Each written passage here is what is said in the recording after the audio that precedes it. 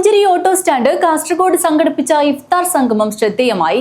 പുളിക്കുന്നിൽ നടന്ന സംഗമത്തിൽ നിരവധി പേർ പങ്കെടുത്തു. കാസർഗോഡിന് ഒരുമയുടെയും മതസൗഹാർദ്ദത്തിൻ്റെയും നിറവേകി പുഞ്ചിരി ഓട്ടോ ഫ്രണ്ട്സ് ഇഫ്താർ സംഗമം സംഘടിപ്പിച്ചു.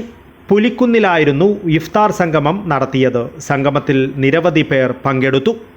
വിവിധ യൂണിയൻ പ്രതിനിധികളായ ഉമേശൻ, കലീൽ പടിഞ്ഞാർ, അബൂബക്കർ തുരുത്തി, രാമൻ എന്നിവർ സംസാരിച്ചു. സ്നേഹമാണ് മാനവൻ്റെ ഐക്യവും സ്നേഹവുമാണ് എല്ലാറ്റിനും വലുത്.